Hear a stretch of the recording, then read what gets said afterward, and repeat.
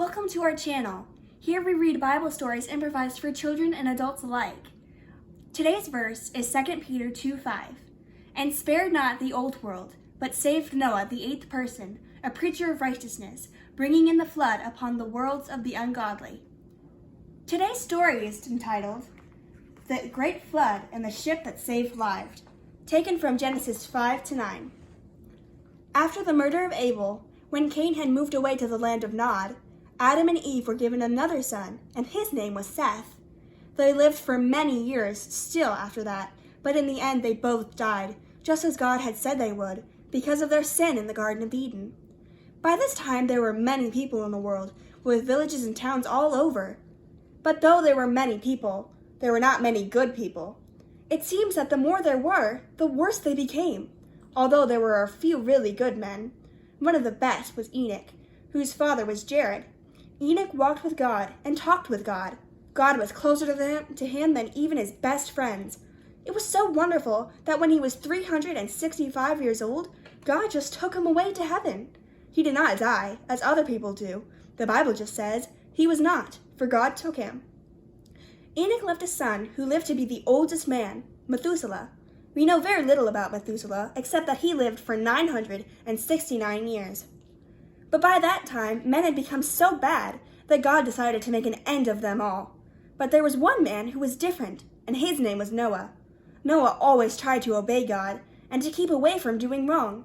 He had 3 sons, Shem, Ham, and Japheth, and they and their families were like an island of goodness in a very bad world.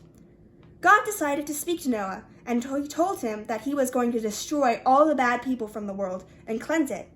But he would look after Noah and his family and keep them alive through it all, because they had always done their best to please him. And God was going to destroy all living things by causing a great flood on the earth. To take care of his family, Noah had to make a great ship of wood called the ark, and it had to be made exactly as God told him. It would be like a 3-story house and must be made of a special kind of wood called gopher wood. Inside and outside, the wood must be coated with pitch, a kind of tar, so that not one drop of water could get through. In that ark, there would be room for Noah and his sons and their families, but it was also like a great stable.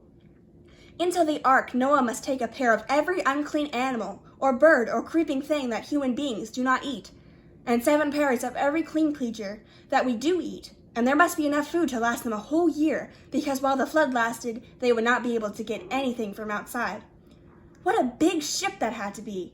For 120 years, Noah worked to get it finished, and all the while other people laughed at him and called him a silly old man.